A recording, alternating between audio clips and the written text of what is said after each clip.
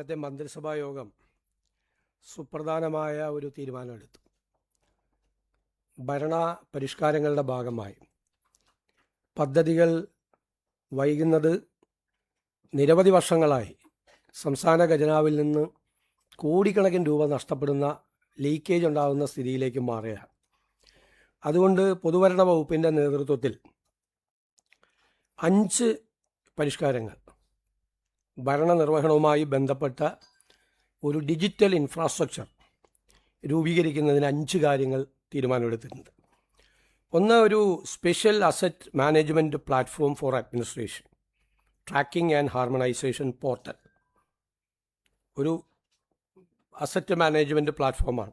സർക്കാരിൻ്റെ ഉടമസ്ഥതയിലുള്ള മുഴുവൻ അസറ്റ്സിനെ കുറിച്ചുള്ള മുഴുവൻ ഡീറ്റെയിൽസ് അത് സർക്കാരിൻ്റെ പോർട്ടലിലുണ്ടാവും. മുഴുവൻ കാര്യങ്ങൾ, ഭൂമി, കെട്ടിടങ്ങൾ, പൈതൃക നിർമ്മിതികൾ, റോഡുകൾ, അണക്കെട്ടുകൾ, പാലങ്ങൾ, വാഹനങ്ങൾ, യന്ത്രസാമഗ്രികൾ ഉൾപ്പെടെയുള്ള മുഴുവൻ അസറ്റുകളുടെയും ഒരു രജിസ്റ്റർ ഉണ്ടാകും.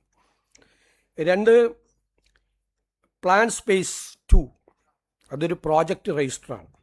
എല്ലാ വകുപ്പുകളും അനുമതി നൽകുന്ന എല്ലാ ക്യാപിറ്റൽ പ്രോജക്ട്സ്, മൂലധന,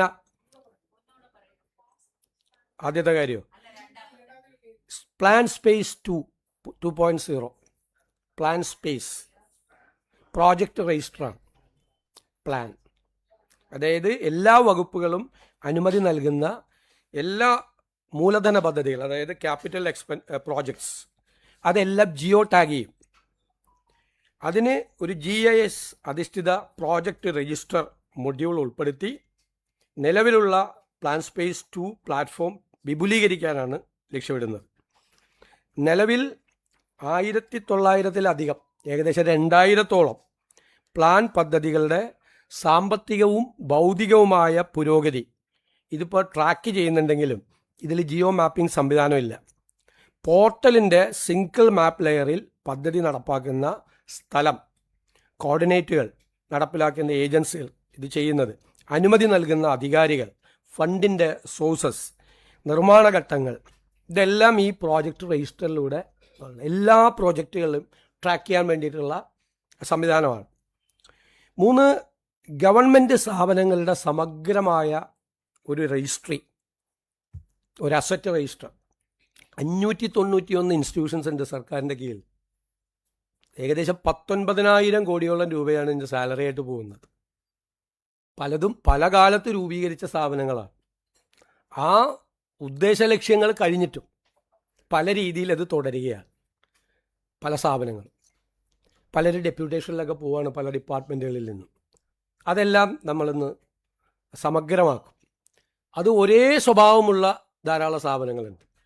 ആ സ്ഥാപനങ്ങളെ നമ്മൾ ഇൻ്റഗ്രേറ്റ് ചെയ്യും, സമഗ്രമാക്കും, ഒരുമിച്ച് ഇൻ്റഗ്രേറ്റ് ചെയ്യും. അതിനുള്ള ഒരു വിപുലമായ ഒരു പദ്ധതിയാണ് ചെയ്യുന്നത്. പിന്നെ 4-മത്തെ കാര്യം, കാലഹരണപ്പെട്ടതും അനാവശ്യവും പരസ്പര വിരുദ്ധവുമായ നിയമങ്ങളുടെ സമഗ്രമായ അവലോകനവും അതിൻ്റെ ഭേദഗതിയും. ഔട്ട്ഡേറ്റഡ് ആയിട്ടുള്ള ധാരാളം നിയമങ്ങളുണ്ട്. പിന്നെ പല ആക്റ്റിൽ തന്നെ പരസ്പര വിരുദ്ധമായ പ്രൊവിഷൻസ് ഉൾപ്പെടുത്തിയിട്ടുണ്ട്. ഇതെല്ലാം ഓരോ പ്രോജക്റ്റുകളും മറ്റതും ഇംപ്ലിമെൻറ്റേഷൻ സ്റ്റേജിലാണ് അതിനകത്ത് ഏറ്റവും കൂടുതൽ പ്രയാസം അനുഭവിക്കുന്നത്. അപ്പോൾ അതിനുള്ള ഭേദഗതി, നിയമപരമായ ഭേദഗതി ചെയ്യുന്നതിന് വേണ്ടിയിട്ടുള്ള ഒരു വലിയ പ്രിപ്പറേഷൻ ഉണ്ടാകും. 5-മത്തെ, മികച്ച ജീവിത സൗകര്യത്തിനും ബിസിനസ് സുഗമമാക്കുന്നതിനുമുള്ള പ്രോസസ്സ് പരിഷ്കാരങ്ങൾ.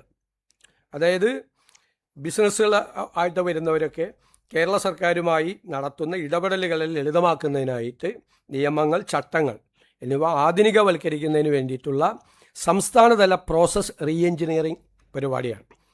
അതായത് ധനകാര്യം, നിയമം, നികുതി, വ്യവസായം, റവന്യൂ, തദ്ദേശ സ്വയംഭരണ തുടങ്ങിയ പ്രധാന വകുപ്പുകളിലെ പരമ്പരാഗതമായ രീതികൾ പലപ്പോഴും പല ഫയലുകളായി പോകുന്നതിനും അനാവശ്യമായ പേപ്പർ സമർപ്പണത്തിനും ഒന്നിലധികം പരിശോധനാ ഘട്ടങ്ങൾക്കും അനാവശ്യമായ ഓഫീസ് സന്ദർശനങ്ങൾക്കും ഇത് കാരണമാകുന്നു. അപ്പോൾ നിർദ്ദിഷ്ട നമ്മൾ പറഞ്ഞ ഡിജിറ്റൽ തത്വങ്ങൾ സ്വീകരിച്ചുകൊണ്ട് ഈ സേവന നടപടികളെ ലളിതമാക്കാൻ വേണ്ടിയിട്ടുള്ളതാണ്. നമ്മളിത് നടപ്പാക്കി കഴിയുമ്പോൾ വലിയ മാറ്റമായിരിക്കും പദ്ധതികളുടെ കാര്യങ്ങളിൽ. സാധാരണക്കാരനെ സംബന്ധിച്ചിടത്തോളം അവരുടെ ദൈനംദിന ജീവിതത്തിൽ അവർ സർക്കാരുകളും ഓഫീസുകളുമായിട്ടുള്ള ബന്ധത്തിൻ്റെ നടപടിക്രമങ്ങൾ ലളിതവൽക്കരിക്കുന്നതിനും ലഘൂകരിക്കുന്നതിനും വേണ്ടിയിട്ടുള്ള നടപടിയാണ് ഇത്. അതുപോലെ പൊതുഭരണ വകുപ്പിൻ്റെ ഈ മുൻഗണനാ പദ്ധതി നിർവഹണത്തിനും വകുപ്പുകൾ പ്രയോറിറ്റി പ്രോജക്റ്റുകളുടെ എക്സിക്യൂഷന് വേണ്ടിയിട്ട് വകുപ്പുകൾ തമ്മിലുള്ള ഏകോപനത്തിനായി സെക്രട്ടറിമാരുടെ ഒരു എംപവേർഡ് കമ്മിറ്റി രൂപീകരിക്കും. സെക്രട്ടറിമാരുടെ എംപവേർഡ് കമ്മിറ്റി രൂപീകരിക്കും. പിന്നെ തിരുവനന്തപുരം ജില്ലയിൽ നമ്മൾ നേരത്തെ 90 ഏക്കർ ഭൂമി ബ്രഹ്മോസ് എയ്റോസ്പേസ് നൽകിയിട്ടുണ്ടായി. അത് 180 ഏക്കറാണ് അവർക്ക് കൊടുക്കേണ്ടത്. യഥാർത്ഥത്തിൽ 90 കൊടുത്തിട്ടുള്ളൂ. 90 കൂടി കൊടുത്താൽ മാത്രമാണ് DRDOയിൽ നിന്ന് അതിൻ്റെ ബാക്കിയുള്ള അംഗീകാരം കിട്ടുള്ളൂ. അപ്പോൾ ബാക്കിയുള്ള 90 ഏക്കർ കൂടി ബ്രഹ്മോസ് എയ്റോസ്പേസിന് നൽകിക്കൊണ്ട് DRDOക്കാണ് നമ്മളത് കൊടുക്കുന്നത്. ആ തീരുമാനം എടുത്തിട്ടുണ്ട്. പിന്നെ കെൽട്രോണിൻ്റെ അംഗീകൃത ഓഹരി മൂലധനം നിലവിലുള്ള 35 കോടി രൂപയിൽ നിന്നും 60 കോടി രൂപയായി ഉയർത്താൻ വേണ്ടിയിട്ട് തീരുമാനിച്ചിട്ടുണ്ട്. പിന്നെയുള്ളൊരു പ്രധാനപ്പെട്ട കാര്യം, additional director general of prosecution vigilance ആയി G. ശശീന്ദ്രനെ നിയമിച്ചിട്ടുണ്ട്. ഇതാണ് പ്രധാനപ്പെട്ട തീരുമാനങ്ങൾ. അതുപോലെ ലേബർ കോഡ് നടപ്പാക്കുന്നതുമായി ബന്ധപ്പെട്ട് മുഖ്യമന്ത്രി എല്ലാ ട്രേഡ് യൂണിയനുകളുമായി സംസാരിച്ചൊരു തീരുമാനമെടുക്കും. ഡോക്ടർ KK രാമചന്ദ്രനെ Kerala state council for science, technology and എൻവയോൺമെൻറ്റിൻ്റെ എക്സിക്യൂട്ടീവ് വൈസ് പ്രസിഡൻ്റായിട്ട് നിയമിച്ചു. ഇത്ര തീരുമാനങ്ങളാണ് എടുത്തിരിക്കുന്നത്.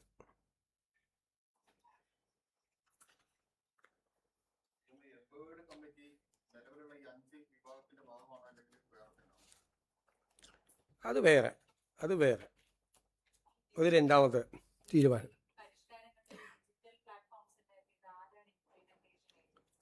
അത് അറിയിക്കും പിന്നീട്.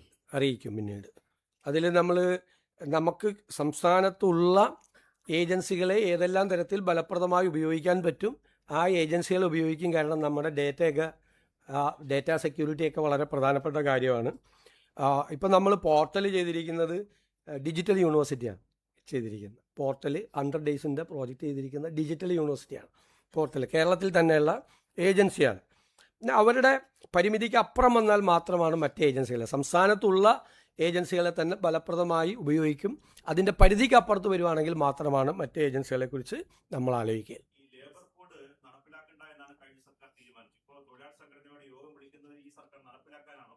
അല്ല, ഇതിൻ്റെ അകത്തുള്ളൊരു പ്രശ്നം, ഇന്ത്യയിലെ എല്ലാ സംസ്ഥാനത്തും ഇത് നടപ്പാക്കി കഴിഞ്ഞു. കേരളത്തിൽ ഇത് നടപ്പിലാക്കിയിട്ടില്ല. ഇത് പാർലമെൻറ്റ് പാസ്സാക്കിയ നിയമമാണ്. ഇതിൻ്റെ പ്രശ്നമെന്ന് വെച്ച് കഴിഞ്ഞാൽ ഒരു തൊഴിൽ നിയമവും പ്രാബല്യത്തിലില്ല. മറ്റേ തൊഴിൽ നിയമങ്ങൾ ഇല്ലാതായി. അപ്പോൾ നമ്മളൊരു അനിശ്ചിതത്വമുണ്ട് ഈ രംഗത്ത്. അതെങ്ങനെ പരിഹരിക്കാൻ പറ്റും? പുതിയ ലേബർ കോഡിൽ വന്നിരിക്കുന്ന തൊഴിലാളി വിരുദ്ധമായ കാര്യങ്ങൾ എങ്ങനെ അതിനെ അഡ്രസ്സ് ചെയ്യും എന്ന് ചർച്ച ചെയ്യുന്നതിന് വേണ്ടിയിട്ടാണ്.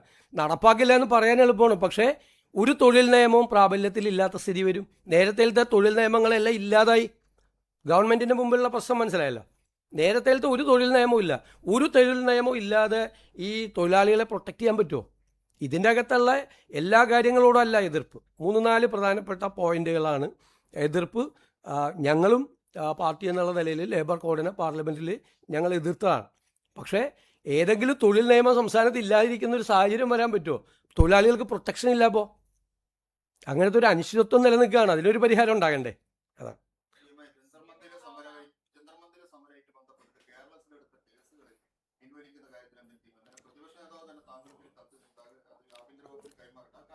അത് ആഭ്യന്തര വകുപ്പ് പരിശോധിച്ച് വേണ്ട ഉചിതമായ നടപടികൾ സ്വീകരിക്കും.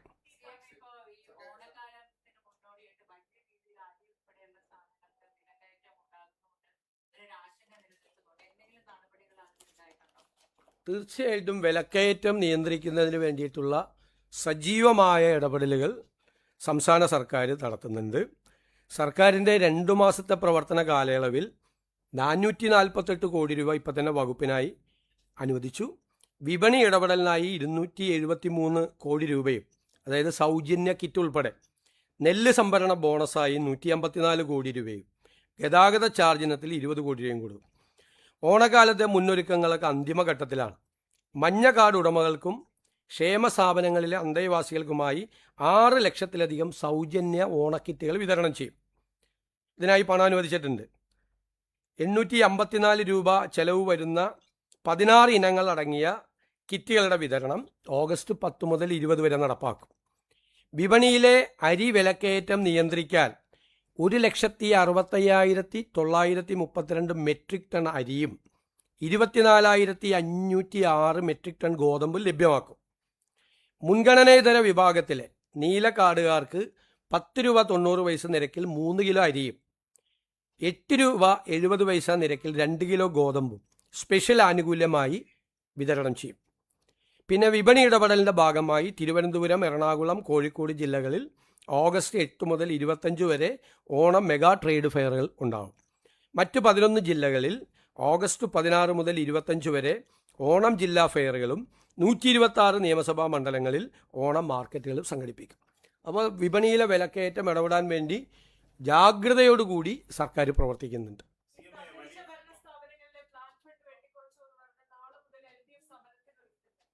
നന്നായി. കാരണം 3 ഗഡുക്കളായിട്ടാണ് തദ്ദേശ സ്വയംഭരണ സ്ഥാപനങ്ങളിലെ ഫണ്ട് കൊടുക്കുന്നത്. ആ 3 ഗഡു കൊടുക്കാതെ ഇറങ്ങിപ്പോയ ആളുകളാണ് ഇപ്പോൾ സമരം ചെയ്യുന്നത്. ഞങ്ങൾ 1 ഗഡു കൊടുക്കുന്നതിനുള്ള നടപടികൾ പൂർത്തിയാക്കി വരികയാണ്. 1 ഗഡു കൊടുക്കുന്നതിനുള്ള 1 ഗഡു കൊടുക്കും, ഉടൻ വിതരണം ചെയ്യും. അല്ല, 1 ഗഡു കൊടുക്കുമെന്ന് തീരുമാനം എടുത്തിട്ടുണ്ട് സർക്കാർ, ഉടൻ വിതരണം ചെയ്യും.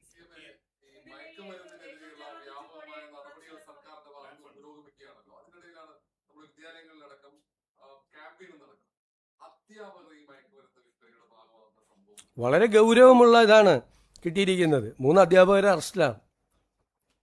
വളരെ ഷോക്കിംഗ് ആയിട്ടാണ്. ഒരു ഡോക്ടർ അറസ്റ്റിലാണ്, ഒരു പ്രാക്ടീസിങ് ഡോക്ടർ അറസ്റ്റിലാണ്. കേസാണ്. അറസ്റ്റാണോ നോക്കണം, കേസാണ്.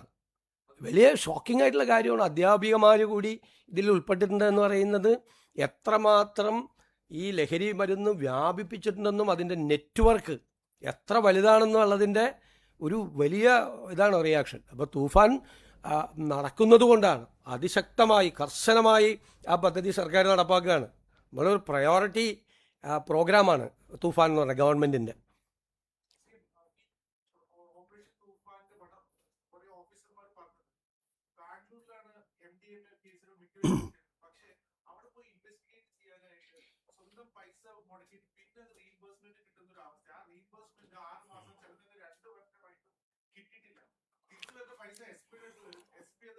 അല്ല, അതൊക്കെ നടപടിക്രമങ്ങളെല്ലാം ലഘൂകരിക്കും. നടപടിക്രമങ്ങൾ അങ്ങനെ ഒരു പരാതി ശ്രദ്ധയിൽപ്പെട്ട് കഴിഞ്ഞാൽ അതൊക്കെ പരിഹരിക്കും. ഇതിന് പണവും കൊടുത്തിട്ടുണ്ട്, നമ്മൾ ആവശ്യമായ പണവും കൊടുത്തിട്ടുണ്ട്. ബജറ്റിൽ തന്നെ ബജറ്റ് പ്രസംഗത്തിൻ്റെ മറുപടിയിൽ പ്രത്യേകമായി പണം ഈ പദ്ധതിക്ക് വേണ്ടി അനുവദിച്ചിട്ടുണ്ട്.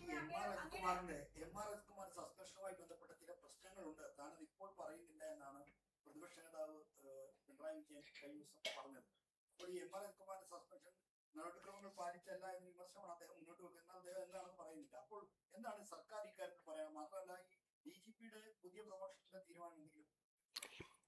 നമ്മൾ ആ കേസൊക്കെ ഒരു ധൃതിയും കൂടാതെ സമചിത്തതയോടുകൂടി ഏകാഗ്രതയോടുകൂടി കാര്യങ്ങൾ മനസ്സിലാക്കി SIT രൂപീകരിച്ച ആദ്യത്തെ മന്ത്രിസഭാ യോഗത്തിൽ ആ SITയുടെ അന്വേഷണത്തിൻ്റെ ആദ്യത്തെ റിപ്പോർട്ട് കിട്ടി. ആദ്യത്തെ റിപ്പോർട്ടിലെ കാര്യങ്ങൾ അനുസരിച്ചുകൊണ്ട് അവരെ ബന്ധപ്പെട്ട ഉദ്യോഗസ്ഥരെ സസ്പെൻഡ് ചെയ്തു. പിന്നീട് 2ാമത്തെ റിപ്പോർട്ട് കിട്ടി. ആ 2ാമത്തെ റിപ്പോർട്ട് DGP പരിശോധിച്ച് ഈ അഡീഷണൽ DGPക്ക് അദ്ദേഹത്തെ കേൾക്കാനുള്ള അവസരം കൊടുത്ത്, മനസ്സിലായില്ലേ, നടപടിക്രമങ്ങൾ പൂർത്തിയാക്കി നടപടിയെടുത്തു. ആഭ്യന്തര മന്ത്രിയെ കണ്ട്, ഞാൻ കണ്ടു, ഫയൽ കണ്ട് നടപടിയെടുത്തു. എല്ലാ നടപടിക്രമങ്ങളും പൂർത്തിയാക്കിയിട്ട് അതിൻ്റെ ഇടയിൽ കുറേ മാധ്യമങ്ങൾ അദ്ദേഹത്തെ രക്ഷപ്പെടുത്താൻ വേണ്ടി മുഖ്യമന്ത്രി ആഭ്യന്തരമന്ത്രിയും കൂടി ശ്രമിക്കുന്നു എന്നൊക്കെ ഒരുപാട് വാർത്ത കൊടുത്തു. 2 മാസമാണ് ഗവൺമെൻറ് വന്നതിന് ശേഷം ആദ്യത്തെ മന്ത്രിസഭാ യോഗത്തിലെടുത്ത തീരുമാനം. 2 മാസം തികഞ്ഞപ്പോഴേക്കും അത് നടപ്പാക്കി. ഇപ്പം മാധ്യമങ്ങൾ പലതരത്തിലുള്ള വാർത്തകൾ കൊടുത്തു. മാധ്യമങ്ങളെ വാർത്ത അനുസരിച്ച് ഒരാളെ പിറ്റേ ദിവസം രാവിലെ സസ്പെൻഡ് ചെയ്യാൻ പറ്റുമോ? അതുകൊണ്ടാണ് CAT സെൻട്രൽ അഡ്മിനിസ്ട്രേറ്റീവ് ട്രൈബ്യൂണലിൽ പോയിട്ടൊരു സ്റ്റേ പോലും കിട്ടാതിരുന്നത്. എന്തുകൊണ്ടാണ്? നടപടിക്രമങ്ങൾ പൂർത്തിയാക്കി ഭംഗിയായിട്ടാണ്, ചിട്ടയായിട്ടാണ് അത് ചെയ്തത്. ഞാൻ നിങ്ങളോടന്ന് പറഞ്ഞല്ലോ, നിങ്ങളിങ്ങനെ ധൃതി കൂട്ടല്ലേ. ഗവൺമെൻറ്റിൻ്റേതായ നടപടിക്രമങ്ങളുണ്ട്, ഒരു പ്രൊസീജിയർ ഫോർമാലിറ്റീസ് ഉണ്ട്. ഒരു ഉദ്യോഗസ്ഥനെതിരായി നടപടിയെടുക്കാൻ നമുക്ക് നടപടിയെടുക്കാൻ പറ്റുമോ? റിപ്പോർട്ട് കിട്ടാതെ, നമ്മുടെ കയ്യിൽ റിപ്പോർട്ട് കിട്ടാതെ. ആദ്യത്തെ റിപ്പോർട്ട് കിട്ടിയപ്പോൾ ആദ്യത്തെ ഉദ്യോഗസ്ഥന്മാർക്കെതിരായി നടപടിയെടുത്തു. രണ്ടാമത്തെ റിപ്പോർട്ട് വന്നപ്പോഴാണ് ഇദ്ദേഹത്തിൻ്റെ ഇൻവോൾവ്മെൻറ്റ് എന്താണെന്ന് 1, 2, 3, 4 ആയിട്ട് നമ്മുടെ മുമ്പിൽ വന്നത്. അതിൻ്റെ പുറത്തല്ലേ നമുക്ക് നടപടിയെടുക്കാൻ പറ്റുള്ളൂ. മാധ്യമങ്ങളിൽ വാർത്ത വന്നുകൊണ്ട് പിറ്റേ ദിവസം കയറി ഗവൺമെൻറ് നടപടിയെടുത്താൽ ഗവൺമെൻറ് കോടതിയിൽ കേസ് വരുമ്പോൾ എന്തു പറയും? എപ്പോഴും പ്രൊസീജിയർ ഫോർമാലിറ്റീസ് EPN ജോലി ഗവൺമെൻറ്റിൻ്റെയാണ്. ഗവൺമെൻറ് അത് ചെയ്തതിന് എത്രമാത്രം വിമർശനങ്ങളാണ്. ഒരാഴ്ചയെ 10 ദിവസം വൈകി എന്ന് പറഞ്ഞുകൊണ്ട് എന്തെല്ലാം കാര്യങ്ങളാണ് വന്നത്. നിങ്ങൾ ആലോചിച്ചാൽ മതി. ഞാൻ മാധ്യമങ്ങളെയൊന്നും വിമർശിക്കുന്നില്ല. വെയിറ്റ് ബഹളം ഉണ്ടാകല്ലേ. ഞാൻ മാധ്യമങ്ങളെയൊന്നും വിമർശിക്കുന്നില്ല, ഒരു മാധ്യമങ്ങളെയും വിമർശിക്കുന്നില്ല. പക്ഷെ നിങ്ങളൊരു ആത്മപരിശോധന നടത്തണം. ഈ കാര്യത്തിൽ നിങ്ങൾ കുറേ ദിവസം 10 ദിവസക്കാലം കൊടുത്ത വാർത്ത ശരിയായിരുന്നോ, അതായിരുന്നോ ശരി, സർക്കാർ ചെയ്തതായിരുന്നോ ശരിയെന്ന് നിങ്ങളൊരു പരിശോധന നിങ്ങളുടെ എഡിറ്റോറിയൽ റൂമിലെങ്കിലും നടത്തിയാൽ നന്നായിരുന്നു. എൻ്റെ ഒരു റിക്വസ്റ്റാണേ.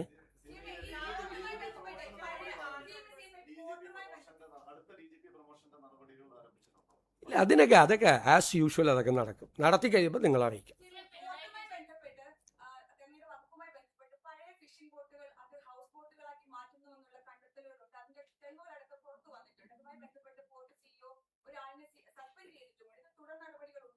തീർച്ചയായിട്ടും നടപടി എടുത്തല്ലോ, ബാക്കി പരിശോധിക്കും. അത് നേരത്തെ ചെയ്തു തുടങ്ങിയ കാര്യമാണ്.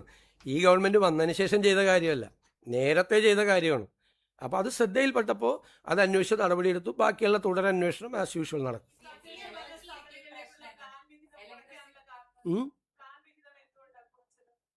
പ്ലാൻ വിഹിതമൊന്നും കുറച്ചിട്ടില്ല, അതൊക്കെ തെറ്റായ കാര്യം. പ്ലാൻ ആദ്യത്തെ ഗഡു കൊടുക്കാൻ പോവല്ലേ. പ്ലാൻ വിഹിതം കുറച്ചതിൻ്റെ കാര്യം അസംബ്ലിയിൽ എത്ര പ്രാവശ്യം പറഞ്ഞാണ്. 35,000 കോടി രൂപയുടെ പ്ലാൻ ഉണ്ടാക്കി വെച്ചിട്ട് അതിൽ 20,000 കോടി ഇല്ല. കേന്ദ്ര സർക്കാരിൽ നിന്ന് കിട്ടിയേക്കും റവന്യൂ ഡെഫിസിറ്റ് ഗ്രാൻഡ് 14,000 കോടി. കേന്ദ്ര സർക്കാർ 16ാം ധനകാര്യ കമ്മീഷൻ 2.8% കേരളത്തിന് തന്നേക്കും. അപ്പോൾ 2.32 കിട്ടിയുള്ളൂ. അപ്പോൾ 5,000 കോടി പോയി. 20,000 കോടി ഇല്ല. ഞാൻ പറഞ്ഞാലേ, എത്രയോ പ്രാവശ്യം പറഞ്ഞാണ്, ഒരു ധനകാര്യമന്ത്രിയും ഫേസ് ചെയ്യാത്ത ക്രൈസിസ് ആയിരുന്നു. എന്നിട്ട് ഞങ്ങൾ 5,000 കോടിയെ കുറച്ചുള്ളൂ പ്ലാനിൽ നിന്ന്. എന്നിട്ട് SC/STയുടെയും ഫിഷറീസിൻ്റെയും നിലനിർത്തുകയും ചെയ്തു. 35,000 കോടി പ്ലാൻ ആയിരുന്നുവെങ്കിൽ അവർക്ക് എത്ര കിട്ടുമായിരുന്നു, അവർക്കൊരു ദോഷവും വരാതിരിക്കാൻ വേണ്ടി ചെയ്തു. സ്വാഭാവികമായിട്ടല്ലേ 20,000 കോടി ഇല്ലാത്ത 20,000 കോടി എവിടെ നിന്ന് ഉണ്ടാക്കും? അല്ല, അത് പരിശോധിച്ചുകൊണ്ടിരിക്കുകയാണ് നമ്മൾ. സ്പിൽ ഓവർ ചെയ്യണ വർക്കുണ്ട് ഇപ്പുറത്തേക്ക്, അതിൻ്റെ പൈസ കൊടുക്കും നമ്മൾ. നിങ്ങളിത് ഞാൻ പറയാം, സോഷ്യൽ മീഡിയയിലും അല്ലാത്ത മാധ്യമങ്ങളിലും വരുന്ന വാർത്തകളാണ്. നിങ്ങൾ കഴിഞ്ഞൊരു 3 കൊല്ലമായിട്ട് ഈ ഓരോ ഗഡുവും കൊടുത്തിരിക്കുന്ന സമയം ഒന്ന് പരിശോധിക്കുക. നമ്മളൊരു കാര്യം റിപ്പോർട്ട് ചെയ്യുമ്പോൾ ഒന്ന് പഠിക്കുകയും കൂടി ചെയ്താൽ നല്ലതാണ്.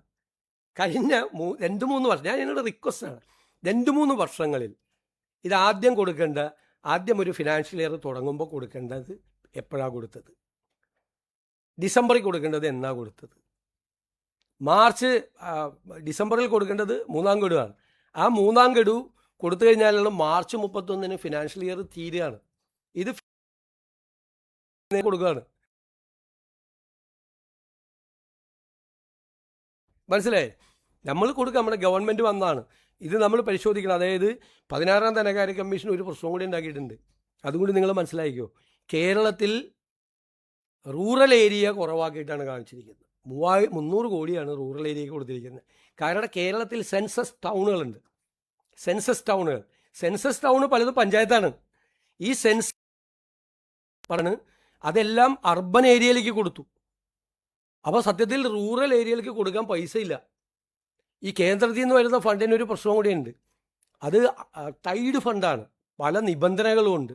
അപ്പോൾ ഞങ്ങൾ കേന്ദ്ര ഗവൺമെൻറ്റുമായി ബന്ധപ്പെട്ട് 16ാം ധനകാര്യ കമ്മീഷൻ ഇങ്ങനെ കേരളത്തിലെ റൂറൽ അർബൻ നിർവചനം അവരുടെ തെറ്റാണ് എന്ന് ഞങ്ങൾ ബോധ്യപ്പെടുത്തി ഞങ്ങൾ കേന്ദ്ര ഗവൺമെൻറ്റുമായിട്ടുള്ള ചർച്ച കൂടി നടത്തിക്കൊണ്ടിരിക്കുകയാണ്. സെൻസസ് ടൗൺ എന്ന് പറഞ്ഞിട്ട് അതെല്ലാം ടൗൺ ആണെന്ന് പറഞ്ഞിട്ട് അർബൻ ഏരിയയിലേക്ക് വെച്ചിരിക്കുകയാണ്. അത് പഞ്ചായത്തിന് കൊടുക്കാൻ പറ്റില്ല. ഈ സെൻസസ് ടൗൺ എല്ലാം പഞ്ചായത്തിൻ്റെ കീഴിലുമാണ്. ഒരുപാടെണ്ണം വളരെ മുനിസിപ്പാലിറ്റിയുടെയും കോർപ്പറേഷൻ്റെ കീഴിൽ തെറ്റായ ഒരു അസസ്മെൻ്റാണ് 16ാം ധനകാര്യ കമ്മീഷൻ നടത്തിയത്. അതിൻ്റെ ഒരു പ്രതിസന്ധി കൂടിയുണ്ട്, മുനിസിപ്പാലിറ്റികളും കോർപ്പറേഷൻ നേരിടുന്നുണ്ട്. അത് പരിഹരിക്കാനുള്ള നടപടികൾ കൂടി ഞങ്ങൾ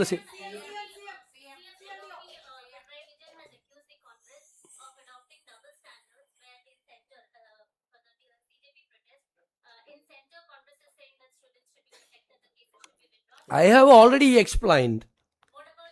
He has written a letter, and I have that letter was forwarded to Honorable Home Minister. They will take action accordingly. Hmm?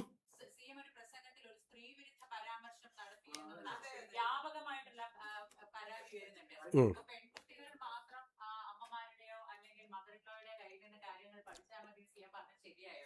നിങ്ങളെല്ലാം വാർത്ത കൊടുത്തു. നിങ്ങൾ ആരെങ്കിലും അതിൻ്റെ വിഷ്വൽ കണ്ടോ? വിഷ്വൽ കണ്ടിട്ടാണോ നിങ്ങൾ വാർത്ത കൊടുക്കുന്നത്? പലരും പ്രതികരിക്കും. കാരണം പലരുടെ ആളുകളായിട്ട് പ്രവർത്തിക്കുന്നവരാണ്. പലരും പ്രതികരിക്കും. അതായത് പൊളിറ്റിക്കൽ കറക്റ്റ്നെസ്സിനെ കുറിച്ച് സ്ത്രീവിരുദ്ധ പരാമർശം നടത്തിയെന്ന്. ഇനി നിങ്ങൾ കേട്ടിട്ടില്ലെങ്കിൽ ഞാൻ ആ പ്രസംഗത്തിൻ്റെ ഭാഗം വായിക്കാം. ഞാൻ ചില അമ്മമാരോട് പരാതി പറയും. എൻ്റെ പ്രസംഗത്തിലാണ്. ചില അമ്മമാർക്ക് അവരുടെ പ്രത്യേകമായ ഡിഷ് ഉണ്ടാവും. അവർ പ്രത്യേകമായ ഭക്ഷണം അവർക്ക് മാത്രം ഉണ്ടാക്കാൻ പറ്റുന്നതാണ്. അറിയാമല്ലോ, നിങ്ങളുടെയൊക്കെ അമ്മമാർ പ്രത്യേകമായിട്ടുള്ള ഉണ്ടാക്കി. എൻ്റെ അമ്മ എനിക്ക് ഉണ്ടാക്കി തന്നിട്ടുണ്ട്. അമ്മ മരിച്ചിട്ട് 27 വർഷമായിട്ടും എൻ്റെ നാവിൽ എൻ്റെ അമ്മ എനിക്ക് ഉണ്ടാക്കി തന്ന ടേസ്റ്റ് എൻ്റെ നാവിലുണ്ട്. ഞാൻ അത് വെച്ചുകൊണ്ടാണ് പറഞ്ഞത്. പക്ഷേ അവരുടെ മക്കൾക്ക് അത് പകർന്നു കൊടുക്കുന്നില്ല. ആ മക്കളെ കൊണ്ട് കൂടിയോ അല്ലെങ്കിൽ മകൻ്റെ ഭാര്യയായി വരുന്ന ഒരാൾക്കെങ്കിലും ആ ഭക്ഷണത്തിൻ്റെ പ്രത്യേകത പകർന്നു കൊടുക്കാൻ കഴിയണം. അവരുടെ മക്കൾക്ക് അത് പകർന്നു കൊടുക്കണം. മക്കളെന്ന് പറഞ്ഞാൽ പെൺമക്കൾ മാത്രമായിട്ട് എവിടെ അടയാളപ്പെടുത്തിയേക്കണം? അല്ലല്ലല്ല, കേട്ടോ, നിങ്ങൾ ആദ്യത്തെ സെൻറ്റൻസ് കേൾക്ക്. അവരുടെ മക്കൾക്ക് അത് പകർന്നു കൊടുക്കുന്നില്ല എന്നാണ് പറഞ്ഞത്. ആദ്യത്തെ സെൻറ്റൻസ് അവരുടെ മക്കൾക്ക്. മക്കളെന്ന് പറഞ്ഞാൽ പെൺമക്കൾ മാത്രമാണോ? അല്ലല്ല, മക്കൾക്ക് പകർന്നു കൊടുക്കുന്നില്ല എന്നാണ് പറഞ്ഞത്. അതും കൊടുക്കണം. വീട്ടിലേക്ക് പുതിയതായിട്ട് വരുന്ന ആളാണ് മകൻ്റെ ഭാര്യ, അവർക്കും കൊടുക്കണം എന്ന് പറഞ്ഞതിൽ എന്ത് സ്ത്രീവിരുദ്ധതയാണ്? അല്ലല്ല, അതെന്താ? മക്കൾക്കെന്ന് പറഞ്ഞാൽ തെറ്റാണോ? അതിഥി പുതിയതായിട്ട് വരുന്നതല്ലേ? ഞാൻ പറഞ്ഞിട്ട് അത് കൊടുക്കണമെന്ന് പറഞ്ഞാൽ മക്കൾക്ക് കൊടുക്കണമെന്ന് പറഞ്ഞാൽ അതെല്ലാം പെട്ടില്ലേ? നിങ്ങൾ മൈക്രോസ്കോപ്പ് അല്ലല്ല, കുറച്ച് ആളുകൾ മൈക്രോസ്കോപ്പിക് ലെൻസുമായിട്ട് വെച്ചിട്ട് എന്തെങ്കിലും ഉണ്ടാകുന്ന നോക്കണം. മക്കൾക്കത് പകർന്നു കൊടുക്കണം. ഞാനതിൽ ഉറച്ചു നിൽക്കുന്നു. മക്കൾക്കത് പകർന്നു കൊടുക്കണം എന്നാണ്. ഇങ്ങനെയുള്ള കാര്യങ്ങൾ സംസാരിക്കുമ്പോൾ അതിൽ നിന്ന് ഈ കൗശലത്തോടുകൂടി ഈ എന്ത് സ്ത്രീവിരുദ്ധ പരാമർശമാണുള്ളത്? ഒരമ്മ മക്കൾക്ക് അവരുടെ കാര്യം പകർന്നു കൊടുക്കണം എന്ന് പറയില്ലേ? നിങ്ങൾ ഇത്രയും താഴോട്ട് പോകരുത്. എടാ, നിങ്ങൾക്ക് എന്നെ വിമർശിക്കാനുണ്ടെങ്കിൽ വേറെ എന്തെല്ലാം കാര്യങ്ങളുണ്ട്. ഇല്ലാത്തൊരു കാര്യം ഊതി വീർപ്പിച്ച് ഞാൻ പറയാം, നിങ്ങളുടെയൊക്കെ ക്രെഡിബിലിറ്റി പോകും. അല്ലല്ല, വെയിറ്റ് എൻ്റെ ക്രെഡിബിലിറ്റി ഒന്നും പോവില്ല. എൻ്റെ വിശ്വാസ്യതയും എനിക്ക് ഈ നിലപാട്. എന്നിട്ട് പറയാണ്, ഞാൻ സ്ത്രീകളെ KSRTC ബസ്സിൽ കയറ്റി 16-ാം നൂറ്റാണ്ടിൽ കൊണ്ട് സ്ത്രീകളെ KSRTC ബസ്സിൽ സൗജന്യം കൊടുത്താണ് കുഴപ്പം. അതെനിക്ക് മനസ്സിലായി. ഞാൻ ഐ ഹാവ് ഓൾറെഡി ആൻസേർഡ്. ഇനി വേറെ എനി മോർ ക്വസ്റ്റ്യൻ? ഇത് അനുവദിക്കാൻ പറ്റില്ല. അല്ലല്ല, ഞാൻ വന്നിരുന്ന് ഇങ്ങനെ സംസാരിക്കുമ്പോൾ നിങ്ങളെല്ലാവരും കൂടി ബഹളം ഉണ്ടാക്കുന്നത് ശരിയല്ല. നിങ്ങൾക്കൊരു ഡിഗ്നിറ്റി ഉണ്ട്. ഇവിടെ ഇരുന്ന് സംസാരിക്കുന്നത് ഞാനൊരു പൊസിഷനിൽ നിന്ന് സംസാരിക്കുക. നിങ്ങൾ പത്രസമ്മേളനം ഇങ്ങനെ വെറുതെ ബഹളം ഉണ്ടാക്കി. ഞാൻ ഇതുപോലെ ഒരു മുഖ്യമന്ത്രി ഇരുന്ന് തന്നിട്ടില്ല. ഇതുപോലെ നിങ്ങളുടെ ഓരോ ചോദ്യത്തിനും മറുപടി പറയാം. പക്ഷേ നിങ്ങൾ ആ മര്യാദ നിങ്ങൾ കൂടി കാണി. നിങ്ങൾ എന്ത് ബഹളം ഉണ്ടാക്കുന്നത്?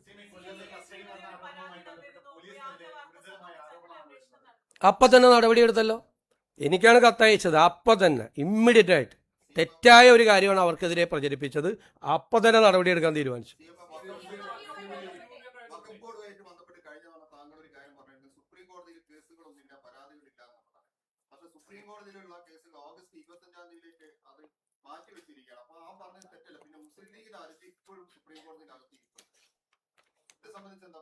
നിങ്ങൾ പറഞ്ഞത് രണ്ട് പ്രധാനപ്പെട്ട കാര്യങ്ങൾ ഞാൻ പറഞ്ഞു.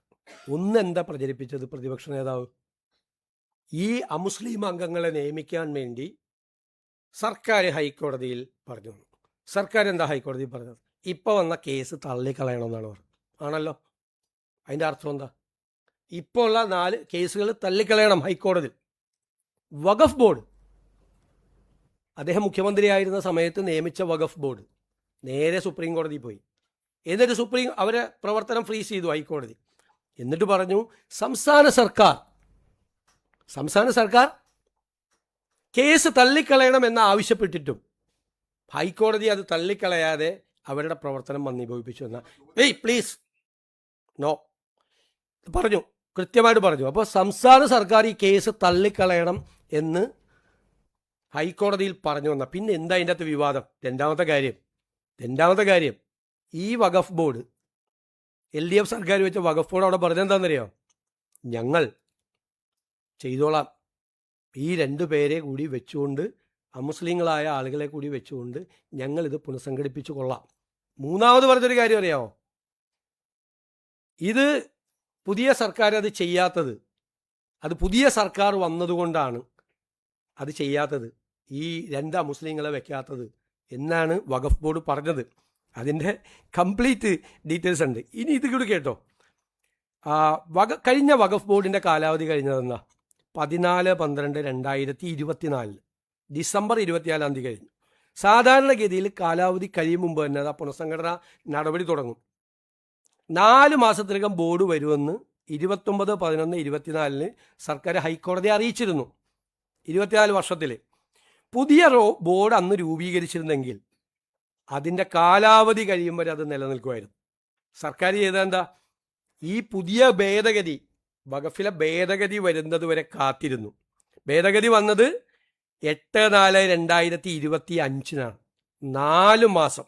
അത് കഴിഞ്ഞിട്ട് പുതിയ ബോർഡിന് രൂപം നൽകിയത് 4/2/26 അപ്പോൾ 14/12/24 കാലാവധി കഴിഞ്ഞിട്ട് പുനഃസംഘടിപ്പിക്കാതെ 4/2/26 പുനഃസംഘടിപ്പിച്ചപ്പോഴാണ് ഈ ഭേദഗതിയുടെ പ്രശ്നം വന്നത്. മനസ്സിലായ? എല്ലാ അംഗങ്ങളെയും നോമിനേറ്റ് ചെയ്യാൻ അവസരം ലഭിക്കാനായിട്ടാണ് പുതിയ ബോർഡ് രൂപീകരണം വൈകിപ്പിച്ചത്. മനസ്സിലായില്ലേ? അത് പ്രതിപക്ഷ അംഗങ്ങൾ പല രീതിയിൽ ബോർഡ് രൂപീകരിച്ചാൽ പ്രതിപക്ഷ അംഗങ്ങൾ ഉണ്ടാകും എന്നുള്ളതാണ് സർക്കാർ ആ തീരുമാനം വൈകിപ്പിച്ചത്. ആ തീരുമാനമാണ് ഇതിൻ്റെ മുഴുവൻ കാര്യം. പിന്നെ ഇപ്പം എന്താ കോടതി പറഞ്ഞിരിക്കുന്ന? സുപ്രീം കോടതി തിരിച്ചയച്ചല്ലോ, ഇവിടെ തിരിച്ചയച്ചപ്പോൾ എന്താ സുപ്രീം കോടതി പറഞ്ഞത്? ഈ സെക്ഷൻ 14 ഇടപെട്ടില്ല. അതായത് മിനിമം അംഗങ്ങൾ, അമുസ്ലിം അംഗങ്ങൾ 2 എന്ന് പറഞ്ഞിട്ടുണ്ടായിരുന്നു ഈ നിയമത്തിൽ. അതായത് 7 വരെ ആവാം. 7 വരെ ആയ വഖഫിലെ ഭൂരിപക്ഷം അമുസ്ലിങ്ങൾക്കാവും വഖഫ് ബോർഡിൽ. അപ്പോൾ സുപ്രീം കോടതി പറഞ്ഞു മിനിമം എന്നുള്ളത് 3 ഈ 14 ഇടപെട്ടില്ല. ഇത് മാത്രം വെച്ചു 3 പേര് മിനിമം മാക്സിമം എന്നുള്ളത് 3 മാക്സിമം 7 വരെ പോകാമായിരുന്നത് 3 മാക്സിമം 3 പോകാൻ പറ്റുള്ളൂ, മിനിമം 2 ആക്കി. അതിൻ്റെ അർത്ഥം എന്താ? അത് ചെയ്യണമെന്ന് കോടതിയുടെ വിധി വരട്ടെ. ഇതാണ് വഖഫ് ബോർഡ് എടുത്ത സ്റ്റാൻഡ്.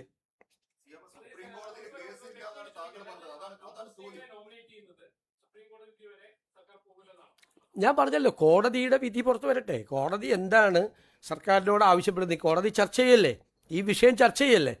കോടതിയുടെ വിധി വരട്ടെ, നമുക്കെന്താ ധൃതി? നിങ്ങളെ ഡേറ്റ് നോക്കിക്കോ. ഇതിനായിരിക്കില്ല വൈകിപ്പിച്ചത് അന്ന് അത് രൂപീകരിച്ചിരുന്നെങ്കിൽ പ്രതിപക്ഷാംഗങ്ങളെ കൂടി വരുമായിരുന്നു ഇതിൻ്റെ അകത്ത് ബോർഡിൽ. അത് വരാതിരിക്കാൻ വേണ്ടി മനഃപൂർവ്വം ഡിലേ ചെയ്താണ്. അവിടുത്തെ ഓർഡർ വരുന്നതിന് മുമ്പ് അവരത് കോൺസ്റ്റിറ്റ്യൂട്ട് ചെയ്തിരുന്നുവെങ്കിൽ ഇപ്പം അത് തുടരുമായിരുന്നു, അതിൻ്റെ കാലാവധി വരെ തുടരുമായിരുന്നു. കാലാവധി കഴിഞ്ഞിട്ട് മതിയായിരുന്നു ഈ പുതിയ നിയമം. അപ്പോൾ ആ പുതിയ നിയമത്തിൻ്റെ കാര്യത്തിൽ തീരുമാനം വന്നേനെ, എന്തെങ്കിലും തീരുമാനം.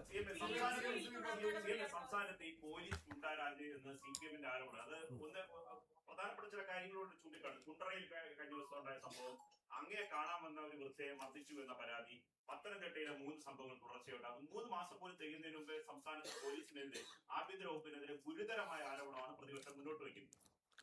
പ്രതിപക്ഷം അങ്ങനെ പറയട്ടെ. എന്നെ കാണാൻ വന്ന വയോധികയെ പോലീസ് കയ്യേറ്റം ചെയ്തെന്ന് പറഞ്ഞാൽ തന്നെ തെറ്റായ വാർത്തയാണെന്ന് നിങ്ങൾക്ക് എല്ലാവർക്കും അറിയാമല്ലോ. പ്രായമായവരെ മുഴുവൻ ഞാൻ താഴെയാണ് കാണുന്നത്, ഡിസേബിൾഡ് ആയിട്ടുള്ള ആളുകളെ. 3 മണിക്ക് അവിടെ ചെന്ന് അവരെ കണ്ടതിന് ശേഷമാണ്, മിക്കവാറും 100-ലധികം പേര് അവിടെ തന്നെ ഉണ്ടാവും.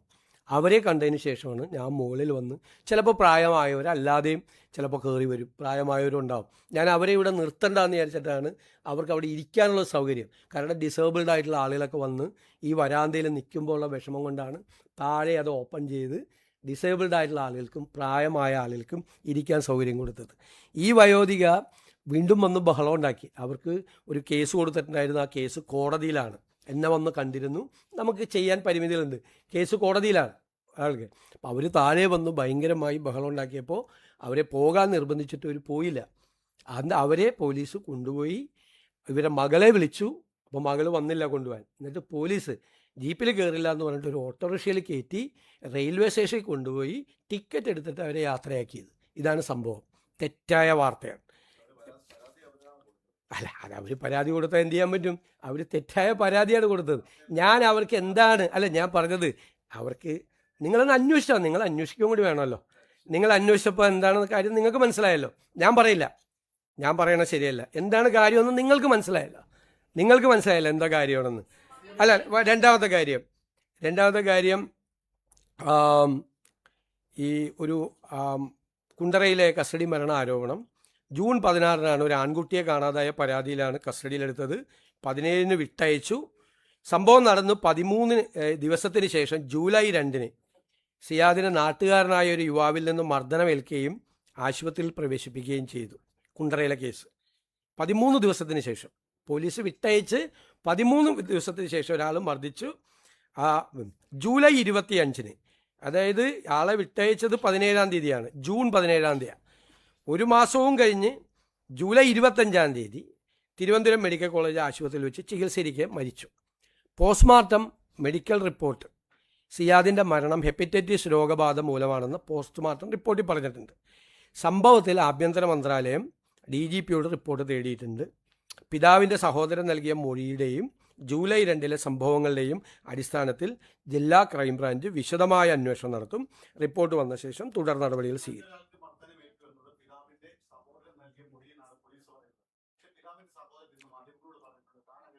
അല്ല, അത് അന്വേഷിക്കട്ടെ. പോലീസ് ക്രൈംബ്രാഞ്ച്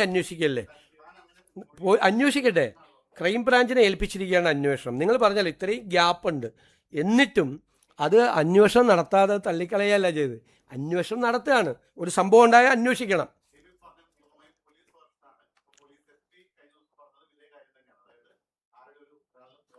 അല്ല, ഇത് പറഞ്ഞാണ് ഇതിൻ്റെ ബാക്ക്ഗ്രൗണ്ട് പറഞ്ഞിട്ടും ഗവൺമെൻറ് എന്താ തീരുമാനം എടുത്തേക്കണത്? സർക്കാർ തീരുമാനം എടുത്തേക്കണം. ഞാൻ മൊഴിയുടെ കാര്യമാണ്. സർക്കാർ എടുത്തേക്കണ തീരുമാനം എല്ലാ അടിസ്ഥാനത്തിൽ ജില്ലാ ക്രൈംബ്രാഞ്ച് വിശദമായ അന്വേഷണം നടത്തും. ആ റിപ്പോർട്ട് വന്നാൽ ആ റിപ്പോർട്ടിൻ്റെ അടിസ്ഥാനത്തിൽ സർക്കാർ തീരുമാനമെടുക്കും.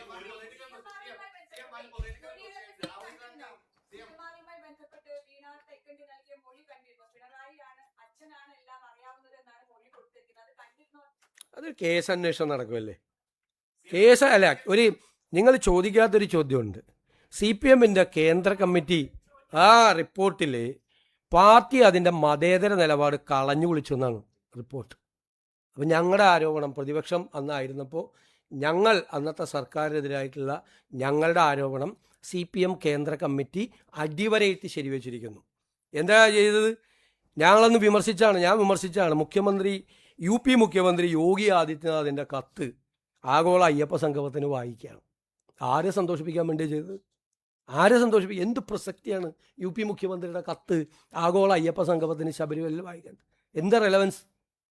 ഈ തമിഴ്നാട്ടിലും കർണാടകത്തിലും തെലങ്കാനയിൽ നിന്നൊക്കെയല്ലേ ഇവിടെ ആളുകൾ വരുന്നത്. UP മുഖ്യമന്ത്രി ആദിത്യനാഥിൻ്റെ കത്ത് വായിച്ച് ആരെ സന്തോഷിപ്പിക്കാൻ വേണ്ടിയായിരുന്നു? പക്ഷെ പിണറായി വിജയൻ മറുപടി പറയണം. കേന്ദ്ര കമ്മിറ്റി പറഞ്ഞിരിക്കുകയാണ് മതേതര നിലപാട് കളഞ്ഞു വിളിച്ചു. CPMന് തിരിച്ചറിവുണ്ടാവും,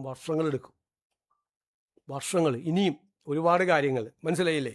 അതുപോലെ സഹകരണ ബാങ്ക് കൊള്ള, പെൻഷൻ കുടിശ്ശിക, നികുതി വർധന, കർഷക തൊഴിലാളി പെൻഷൻ കുടിശ്ശിക തുടങ്ങിയ നിരവധി വിഷയങ്ങൾ ഭരണവിരുദ്ധ വികാരമുണ്ടാക്കാൻ ഇടയായി എന്നാണ് കേന്ദ്ര കമ്മിറ്റിയുടെ റിപ്പോർട്ട്. മനസ്സിലായ? ഭരണവിരുദ്ധ വികാരം ഇല്ലായിരുന്നു എന്ന ഇവരുടെ എല്ലാം നിലപാട് കേന്ദ്ര കമ്മിറ്റി പൂർണ്ണമായി തള്ളിക്കളഞ്ഞു.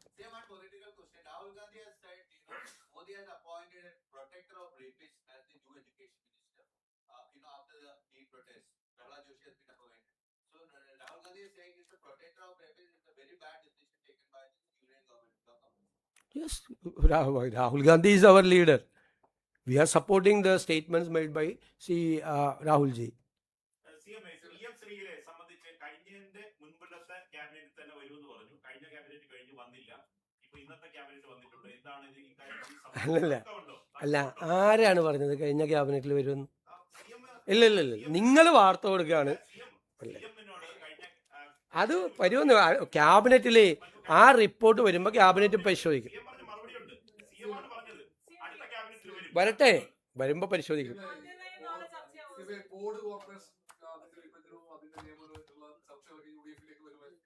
അത് തീരുമാനം എടുത്തു കഴിയുമ്പോൾ നിങ്ങളെ അറിയിക്കും. അതൊക്കെ നാളത്തെ UDF യോഗത്തിലെ ചർച്ച. ഞാൻ ഇന്ന് വന്ന് പത്രസമ്മേളനത്തിൽ എന്നോട് ചോദിക്കുന്നതിൻ്റെ ഔചിത്യം എന്താണ്? നാളത്തെ UDF ചർച്ച ചെയ്യാൻ പോകുന്ന കാര്യം ഞാൻ ഇന്ന് വന്ന് പത്രസമ്മേളനത്തിൽ നാളെ എന്തൊക്കെയാണ് ചർച്ച ചെയ്യാൻ പോകുന്നതെന്ന് ചോദിക്കുന്ന ചോദ്യത്തിന് എന്താണ് അതിൻ്റെ ഒരു, ഞാനിവിടെ ഇരിക്കുന്നതുകൊണ്ടാണ്. എന്തും ചോദിക്കാം എന്നുള്ളതുകൊണ്ടാണ്.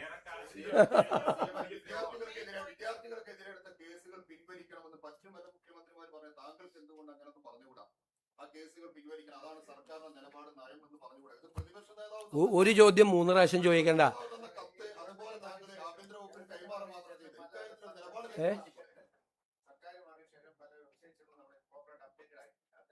ചെയ്തുകൊണ്ടിരിക്കുകയാണ് എല്ലാ പ്രവർത്തികളും ചെയ്തുകൊണ്ട്. ശരി.